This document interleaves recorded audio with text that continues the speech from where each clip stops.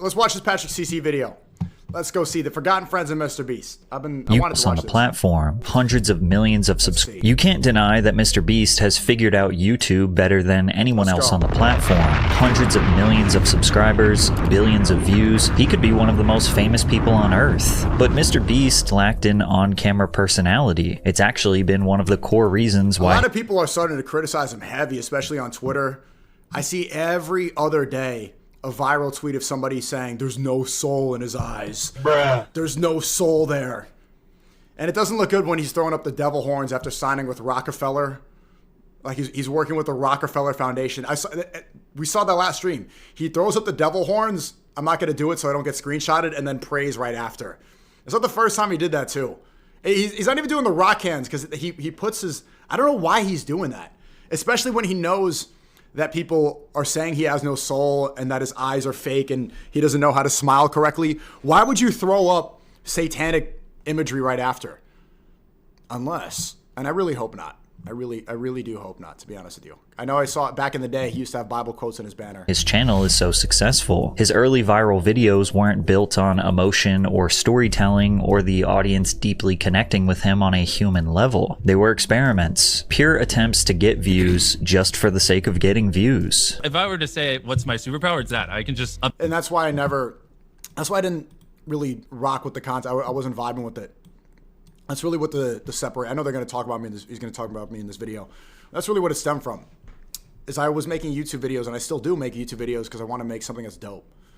I don't care about the algorithm, and I don't want to. Obviously, you have to, but I try to ignore it.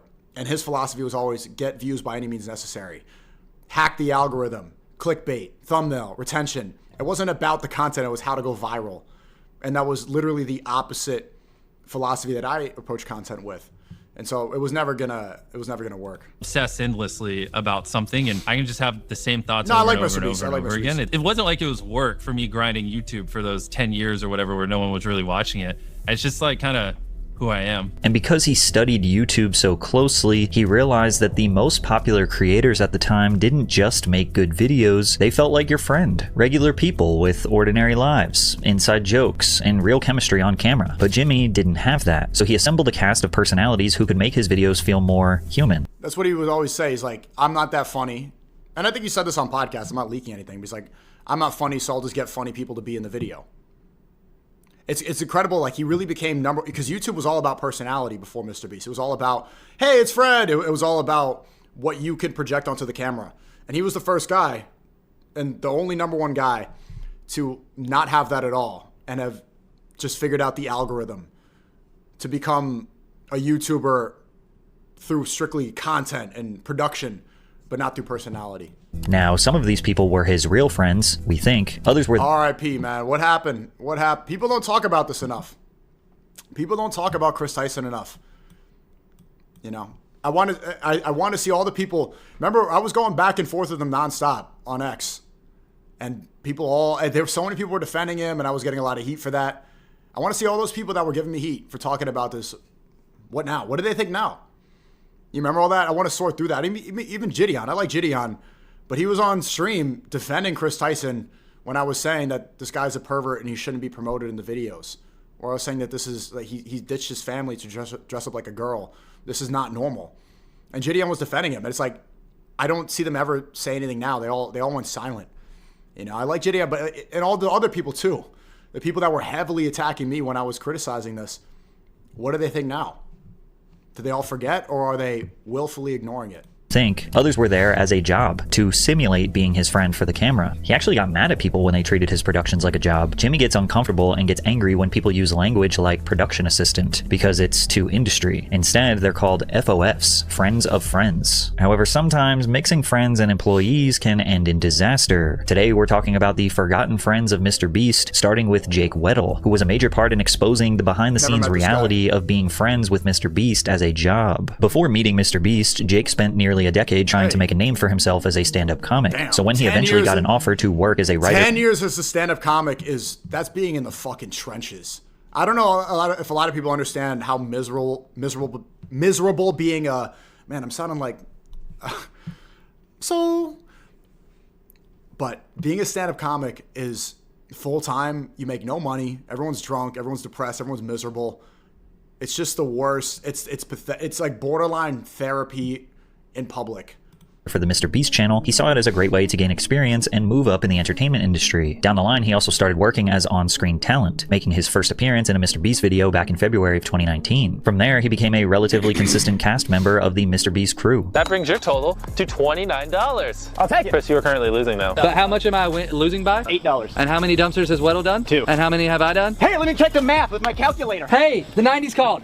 That sucks. And even though it seemed like on camera, Jake was just having a fun time with his buddies, this was just his... Look when he was a normal guy, repeating jokes that he found on Reddit so that he could be the sidekick and be the comic relief of the group. Man, it's crazy to see what porn can do to somebody. Job. And the longer he stayed, the passion he once had for the work on the channel began to slip away, as his true ambition was to become a full-time comedian, which is why he ultimately decided to step away from the channel in October of 2020. Although Jake made it very clear that his departure was drama-free and amicable, specifically stating that he and MrBeast were still on good terms, even though he would later say this was a lie. Because me and Jimmy actually left on very good terms. I met with Jimmy before I left. He understood where I was coming from. I understood where he was coming from. There's no bad vibes either way. And despite his departure, Jake would still make occasional appearances in future uploads, like Hit the Target, Win $300,000, and I Spent 50 Hours in Prison. There was no reason to suspect that there was any bad blood between Jake and Jimmy, which is why everyone was confused when Jake participated in one of the largest expose takedowns in YouTube history against MrBeast. A former MrBeast employee who goes online as Dogpack404 made a video titled, "I worked for MrBeast, he's a fraud," which included allegations of MrBeast creating illegal lotteries, 16 staging million. and rigging challenge videos, selling fake MrBeast signatures on merch, and so much more. But the second video of this expose was titled, "I worked for MrBeast, he's a sociopath," which focuses on the alleged workplace misconduct that was taking place, and Dogpack's star witness is none other than Jake Weddle. The culture around there was very unspoken, but there was a vibe. There was half the people who, if you made Jimmy happy, you were on the good half. And these people got random bonuses and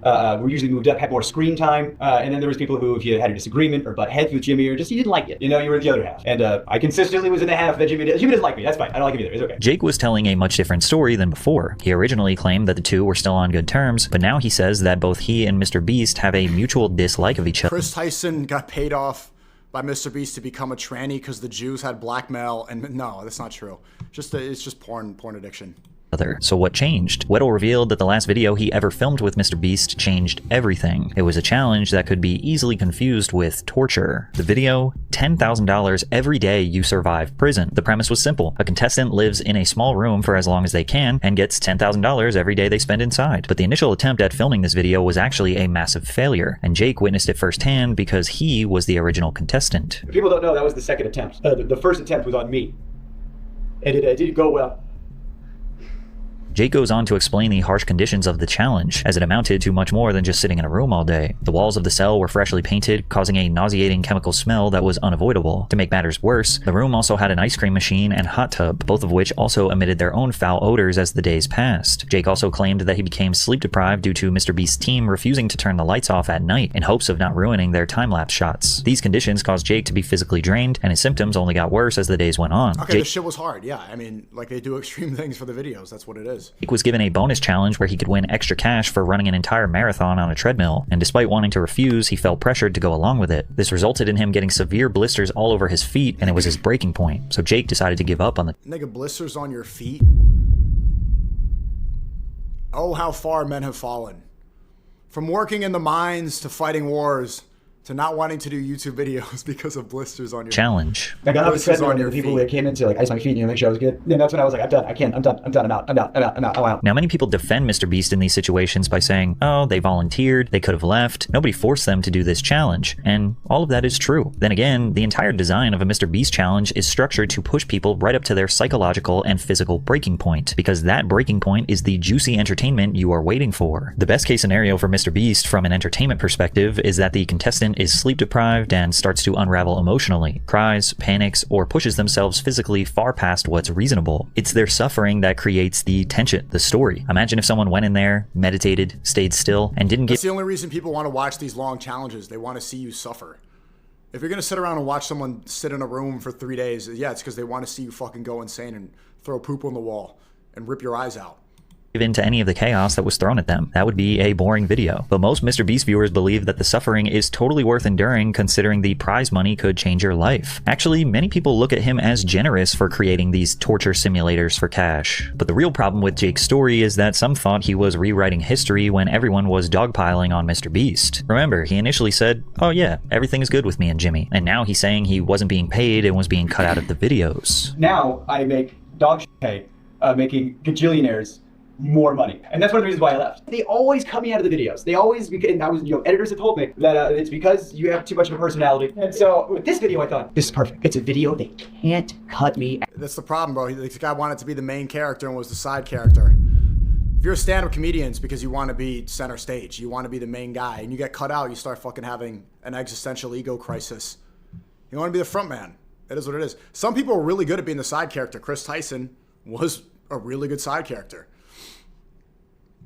And then he cut his dick off. I'm the guy. And so I thought, well, if I have to do this, if I have to do solitary confinement in order to do the things I want to do, then I will do that. He even claimed that he was let go from the company after he made a list of demands regarding payment. Damn. I said, I need XYZ or I'm out of here. And they said, bet, and they gave me a severance check the next day. Now maybe everything was all good between Jake and MrBeast until this prison challenge, and that soured the relationship. But still, many people thought he was just trying to capitalize on the trendy hate for MrBeast. Jake Weddle's Patreon page had been dormant for over a year, but it was reactivated on August 7th, the same day his interview with Dogpack was released. Jake also posted multiple videos about MrBeast following that interview, which racked up hundreds of thousands of views for his channel, and even helped his YouTube So how's he doing now, though? channel get monetized. I don't want an apology, and I don't want your money.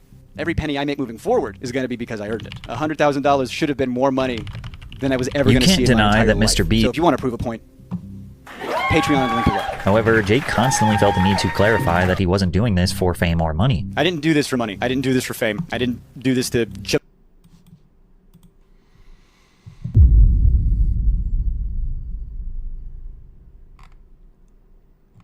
See, that's why it's a trap to blow up on a gimmick or something, because then people only want you to do that gimmick.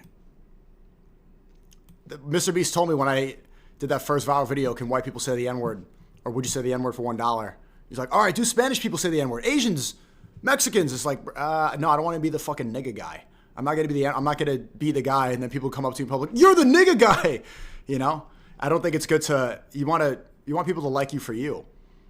If people are just watching you because, yeah, this is bad, dude. Most popular. Look at that, MrBeast, MrBeast, MrBeast, MrBeast. New Baldur's Gate build just dropped, and yes, it's a meme build. I don't really do videos like this on my And he got the fucking. It's too bad. Now he looks like he has the Soy Boy cut and everything in the same light that they all have. How many commentary channels like Cody Co clones look like this, dude? Brutal. And he got the same tattoos as them. This looks like Curtis Connor. Like every one of those. Hold up. You know this breed of dude, bro. It's the you know, day after day with these relentless attacks fuck, from women. Jumpstart my career. I wasn't trying to be an opportunist. I actually I held my tongue for a long time because I made the calculation that was the right thing to do based on the information I had. And once I found out some new information, that changed the equation. And this could have been believable until he uploaded a video titled "I Caught Jimmy in a Secret Recording," where he played a clip of MrBeast saying something bad about Jake, only to immediately say after that. Have you seen people that keep doing this about Ye too? Unfortunately, Dave Bluntz did it. And I don't know if I've talked about that yet, but I'm really disappointed in Dave Bluntz. Because he didn't see the writing on the wall. How many people have snaked Ye and then their careers stopped right after?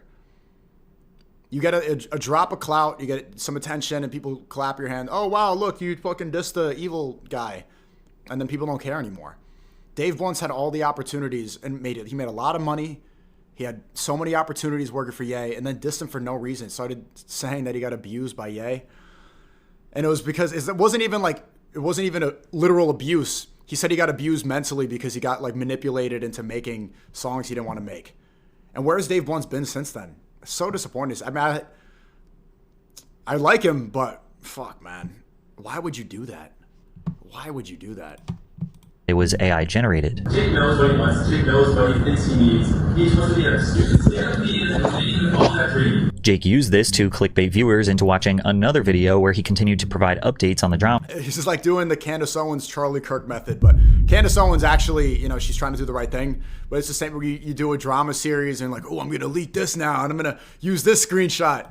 Between him and Jimmy, but he doesn't actually start talking about anything meaningful until 8 minutes in the video, where he reveals text messages between him and MrBeast, where Jimmy offers to pay Jake $190,000 in compensation for him attempting the prison challenge. MrBeast said, "I have zero expectations of you mentioning me, sending you this money publicly, or taking down any videos. This is me just wanting to help out and make sure you're good." But Jake said he could not take the money. I couldn't take 100. I just couldn't take it because it's still a mechanism of the game. It's still like the rest of the prize money. That's not what it was about. But the other consistent point I was making was when you have no money, it's not a choice, is it? I need that money, but I don't want you guys to think that that's going to change how I feel. I don't want you guys to think I'm going to go back on anything I said. But then Jake completely contradicted himself by agreeing to take $50,000 from Jimmy under the condition that he could say whatever he wanted publicly. Some felt Jake was justified in taking the money, while others felt frustrated at the hypocrisy. It doesn't matter how much money you turn down. If you take any amount, you're going to be painted as a person who had money as their motivation. When he started the video with misdirection with that AI message and then started randomly virtue signaling himself, that was a big red flag for me. It's almost as if he's trying too hard to make himself seem like a good person. He also says he is not in it for the money, but I guarantee he is cashing in on the hate MrBeast wagon. Yeah, of course. I mean, he made a lot of money from the AdSense. He got monetized from those videos. He opened up his Patreon.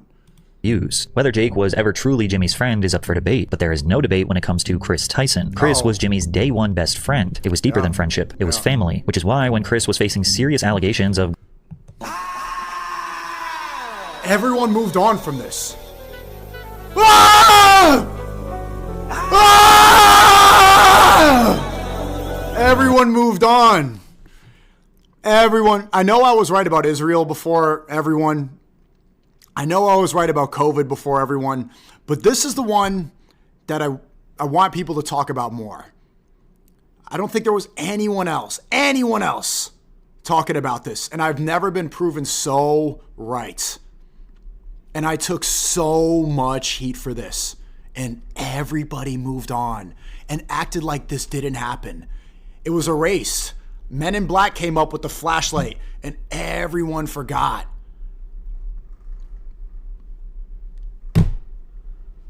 Grooming and or having sexual relationships with minors, as well as irrefutable proof that Chris was a fan of CP, MrBeast had to reevaluate his friendship with someone who helped build his empire from the very beginning. The overwhelming online dissection of MrBeast's inner circle reached new heights in 2023 when YouTuber SunnyV2 made a video called "Why Chris Will Soon Be a Nightmare for MrBeast." Chris was widely known as... SunnyV2 got so much heat for this video too, and I remember MrBeast replied to it and defended Chris, which is, you know, is somewhat admirable. He's sliding for his friend.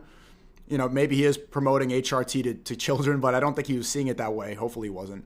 But I remember this whole timeline. He's best friend since childhood. Chris was the very first subscriber to the MrBeast channel, which now sits at over 300 million subscribers, and was also regularly appearing in videos since the beginning. For the first 3 minutes, Sunny highlights Chris's sudden physical transformation, going from the image of a typical guy's guy, a gun-toting, beer-drinking, fishing country boy who grew up in the country. Chewing dip, niggers. Yup. Shot my first AK-47 with Chris. He was driving monster trucks. He was on a farm. This was like one of the most... He's the type of dude to have a man cave. This is why I knew that this was all a psyop. He not only did I see him get married, monster truck, AKs, but he was the type of guy to have, you know, like, this is the guy's room, and put an arcade game and, oh, we're going to get away here and smoke cigars. Type of guy to get like beard oil and drink Black Rifle coffee. You know, that performative masculinity thing. Yeah, I'm a dude. Side of North Carolina, to painting his nails, growing his hair out, and dressing more feminine, and ultimately announcing that he started HRT, or hormone replacement therapy, which for Chris would be taking feminizing estrogen to transition his body and appearance to a female. And this was all before Chris had announced that he intended on identifying as female. This was a news story because transgender people will receive hate just for existing, because many people do not agree with their life point of view. They believe no matter what hormones, surgeries, or societal support they receive, they will... What do you think, Patric CC? What do you think? Sitting on the fence here, you know, doing your little documentary, what do you think? Never be the opposite gender they were born as. Whereas pro-trans people simply say you are whatever gender you choose to identify with, because it's a spectrum and gender is merely a construct created by our society. Additionally, we learned that Chris got divorced. For a little over a year now, Meat and Katie have been separated, with this also confirming that Chris's transformation began as soon as his marriage came to an end. This started the narrative that Chris was a horrible father who was essentially abandoning his wife and child so he could be... Yeah. That's what happened. Why was this even controversial? A woman, and Chris responded. This is just more dog whistling that somehow trans and GNC folks aren't safe around kids. Now, there's a much more objective way to look at why Chris's marriage may have ended. It's not like people just wake up one day and decide to be trans. It is a deep decision that they contemplate internally for years. So revealing that information to his wife and child would have been a shock to 99% of relationships, which was said best by Dante. That's crazy, because that comes into like, how long did you know? Did you know about how you were like as a person before you put a ring on this woman's finger? Did you know who you were as a person before you had that child with her? Because now you have involved 2 other people into this. Imagine literally any other secret your significant other hides from you for years. That would cause problems. So considering changing your gender would probably be at the top of the list of most important discussions to have before getting married and having children. This has become so common to the point where there is an organization called Straight Partners Anonymous, a support organization for straight heterosexual people who discover or are told that their partner is LGBT and need help in coping with this discovery and support in their decision about what to do next. At the time, many people labeled Sunny V2's video as nothing more than a transphobic hit piece. I remember this tweet. Yeah, this is getting absurd. Chris isn't my nightmare. He's my fucking friend and things are fine. All this transphobia is starting to piss me off. I remember replying to this tweet. I wish he included it in this video. He probably didn't. And saying, Jimmy, you know better than this. You know what you're promoting. Chris Tyson should not be in your videos. Don't hide behind this woke shield. This is going to come and bite you in the ass. I remember telling him, you're going to regret this.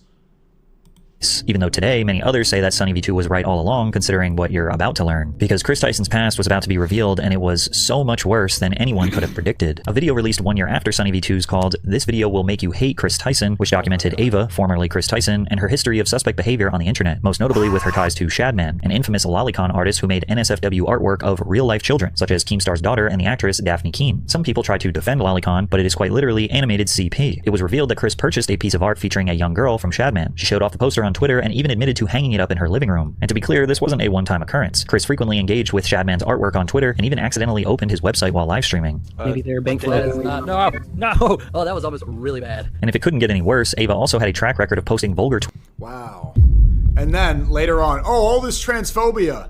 Chris Tyson saying, this is just a dog whistle because trans people shouldn't be around kids. It's like, oh wait, actually no, you're a pedophile and you're hiding behind trans as a shield. You're a pedophile and a pervert using HRT to deflect all the allegations. Tweets about being turned on by child characters in explicit situations. Now, Shadman's art specifically was considered to be a part of 2010's meme culture that countless YouTubers praised, ironically. Edgy humor was also much more common in 2017, and you could argue that Ava's tweets, while crude, could just be edgy jokes. But these tweets were only the tip of the iceberg. Adrox's video drew more attention to other videos calling out Ava, particularly one made by the YouTuber Prism42. In this video titled, Chris Tyson Talked Inappropriately to a 13-year-old, Prism attempts to shed light on Ava's previous interactions with a minor with the username Lava. Nick Fuentes? Nick! GS. Lava GS's age is proven to have been around 13 years old when the two began speaking. We get examples of Ava interacting with Lava on Twitter, and we certainly see conversations that are inappropriate considering the age gap. Chris, does she know about your hentai addiction? And that's the thing, is this guy, at this point, he would have been 14 years old. This guy is asking you these questions, and you were talking to him when he was super young. How does he know this?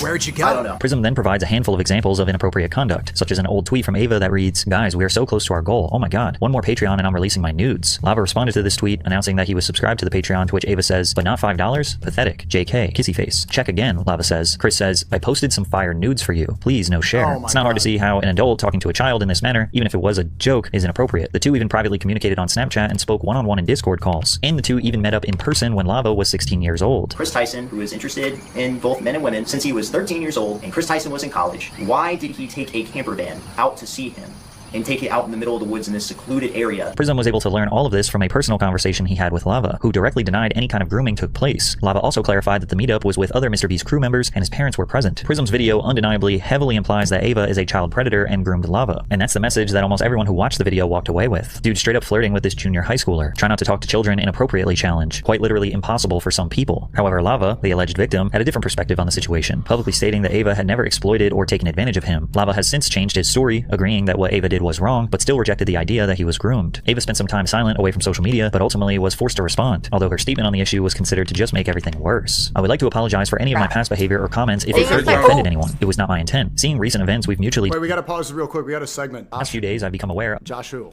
of the serious allegations of Ava Tyson's behavior online, and I'm disgusted and opposed to such unacceptable acts. During that time, I have been focused on hiring an independent third party to conduct a thorough investigation to ensure I have all the facts. That said, I've seen enough online and taken immediate action to remove Ava from the company, my channel, and any association with MrBeast. I do not condone or support any of the inappropriate actions. I will allow the independent investigators the necessary time to conduct a comprehensive investigation and will take any further actions based on their findings. From a PR perspective, this statement checks all the boxes necessary. However, MrBeast and Ava's relationship was more than just a business partnership. They were supposed to be friends, but even good friends recognize when one of them is wrong, and holding them accountable for their actions is normal. However, there was some leaked information from Ava's friend Eric that suggested Jimmy might have tried saving Ava's career. MrBeast recently signed an Amazon deal. They began working together to create an Amazon Prime original game show called Beast Games with a cash prize of $5 million. Now, MrBeast before this was pretty much known as having a perfect reputation. W-Vlog, let's go, bang! Another video. What are we looking at? We're looking at MrBeast's face. Chat, this is not the face of a guy who's soulless. I hate when they do that, bro. Like, they cover up. See, this is what they do to MrBeast every day on the TL. They go like this, and they're like soulless eyes, and they block out the smile, and they just hyper zoom in and make him. They do the Joe Rogan filter to make him look sickly. It's fucked up. Jimmy's a good guy, bro. He's a good guy, and I hope that the Rockefeller sponsorship is a good one, bro.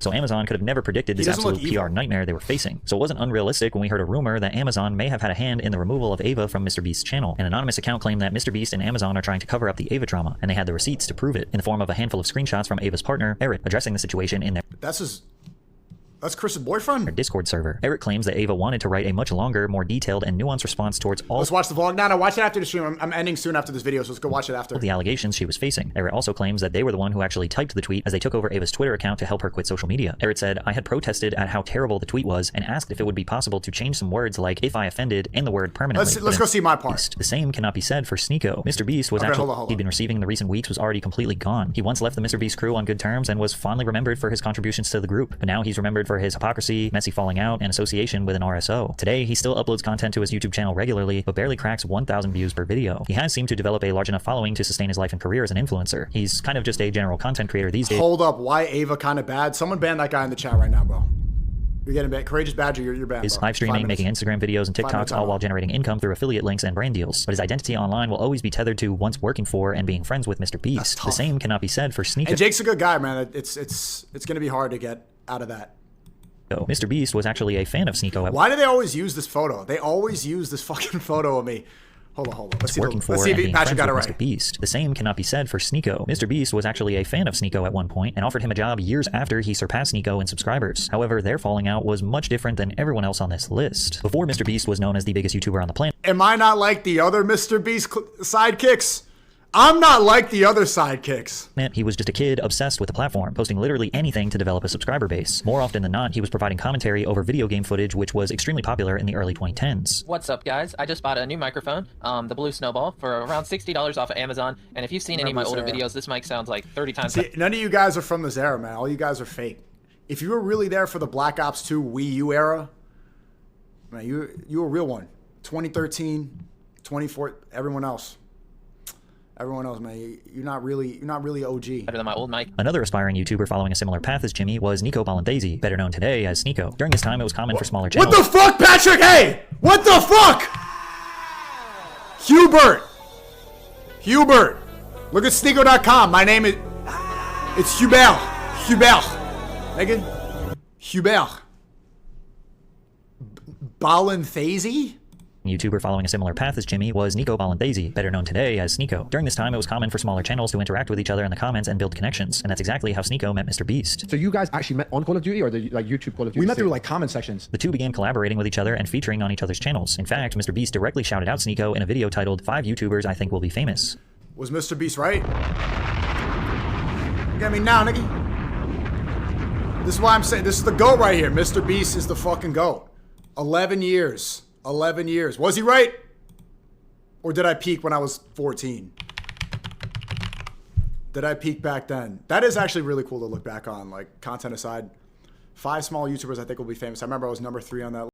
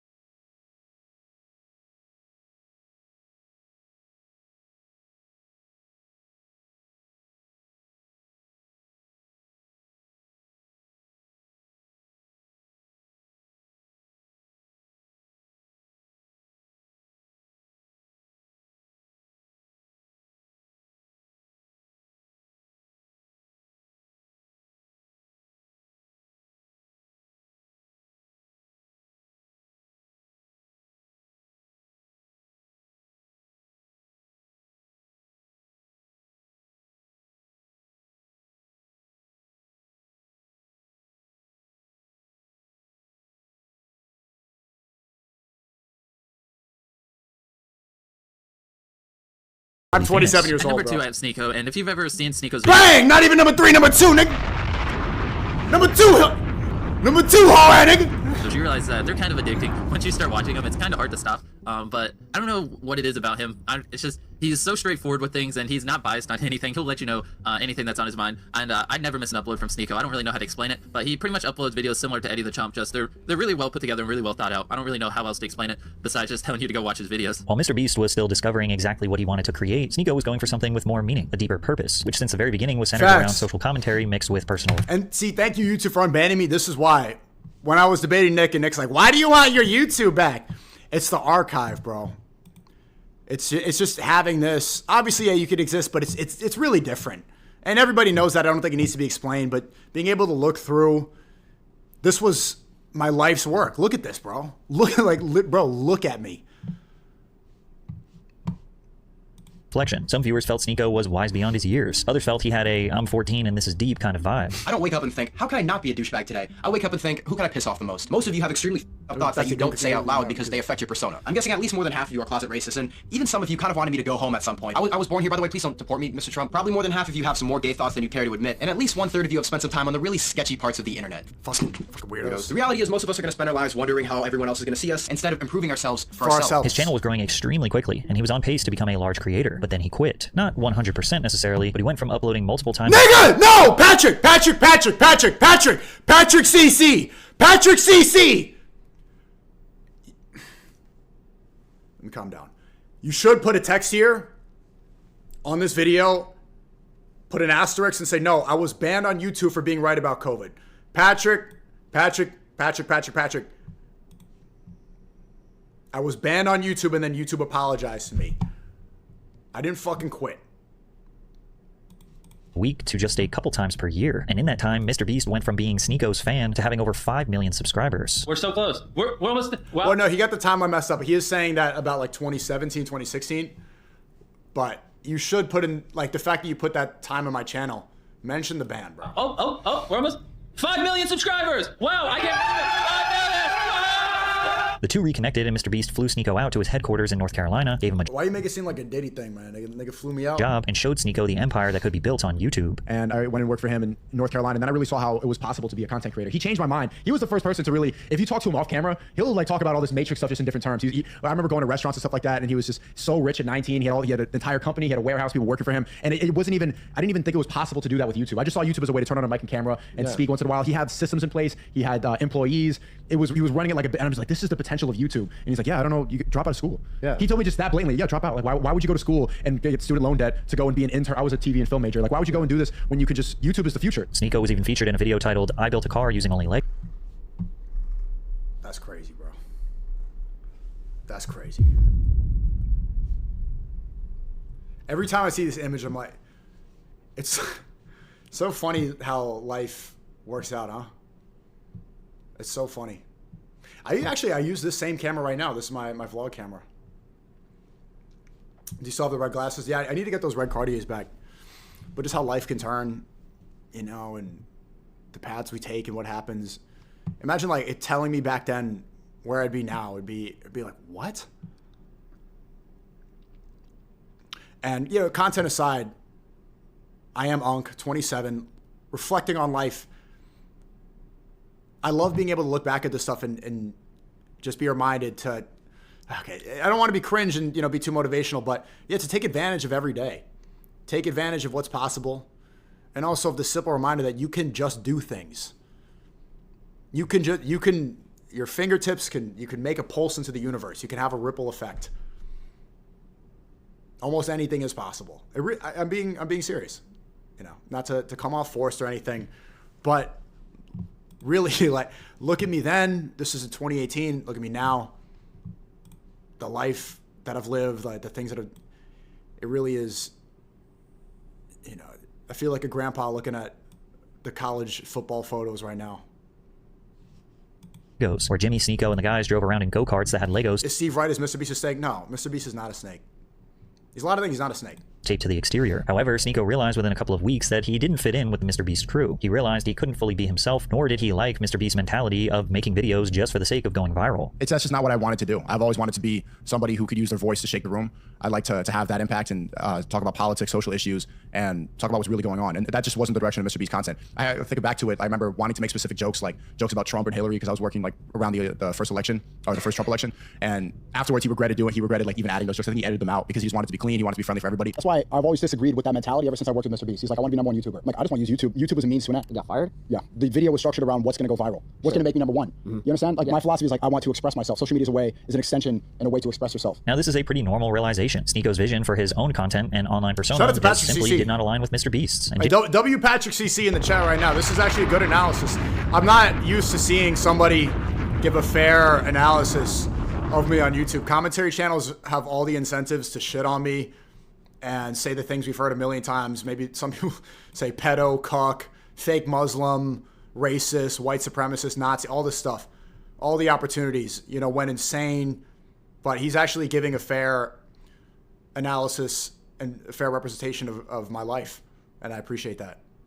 Jimmy likely noticed that too, so he decided to fire SNEAKO. And even though SNEAKO knew he didn't fit in, he still felt bitter about being fired. And immediately after he got home, he made an exposed video where he talked about how horrible it was working for MrBeast, hoping it would damage Jimmy's reputation. However, he quickly regretted the decision and removed the video from his channel. What pissed me off after working with MrBeast is I always thought I was better at making videos, yet he's the one on track to be a top 10 YouTuber of all time. I got all jealous when he fired me and I made this hate video exposing him, and then I had to delete it when I realized that he blew up because he put in work. He actually went through the effort of doing it over and over again, and I never did. To this day, SNEAKO realizes it was his own ego that soured Does this picture have aura chat, yes or no? his relationship with MrBeast and would have done things differently if he could go back. Nobody saw it. It had literally 40 views, and I took it down in like 20 minutes. But I talked about it a lot because I realized about doing anything for attention. Like, I was really upset about getting fired, and I had this like sense of pride, and I always had a lot of belief. Like, I know that I'm the best. Like, I know I'm I'm the best YouTuber, blah, blah, blah. And then seeing him, it just hit my head. And so I'd like to talk about that because I think it's a good example of how your ego can be your downfall. But no one saw the video. In the video, I don't think it was that bad, but just to go behind his back and like do something resentful. If I find that video, I'll show you guys.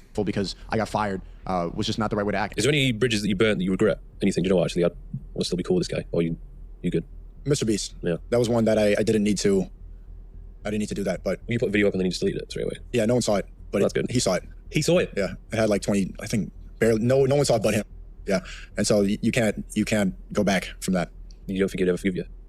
I wouldn't. What's interesting is that SNEAKO is the only former MrBeast friend to put the blame on himself. He wholeheartedly admitted to being jealous, bitter, and even attempting to expose MrBeast for his own gain. Now, this doesn't mean that everyone else who ever spoke out against Jimmy is lying. It's just that the pure transparency is super rare. SNEAKO being able to recognize his own flaws, then learn from them and keep pushing forward is what allowed him to build his own fan base and not live in the shadow of MrBeast.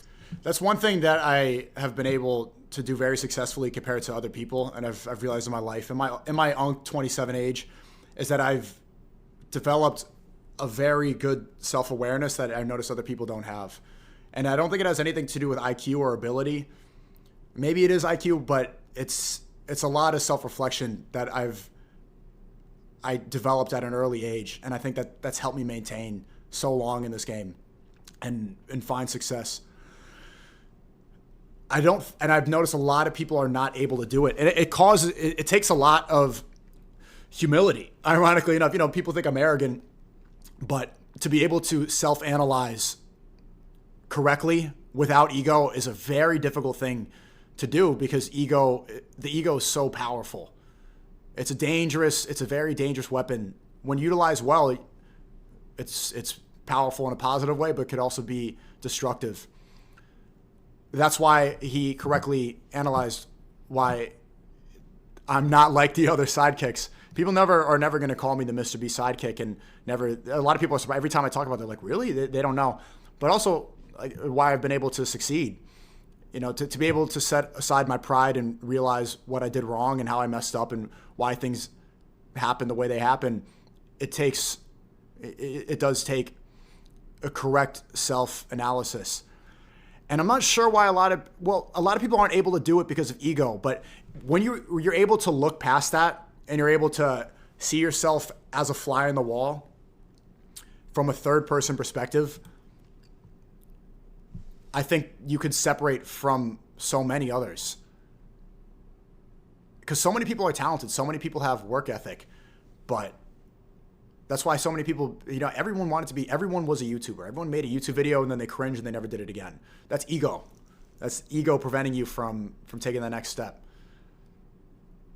So my advice would be, looking at this video, my advice would be to the world, anyone watching right now, look where you are in life and accurately describe why you are the way you are.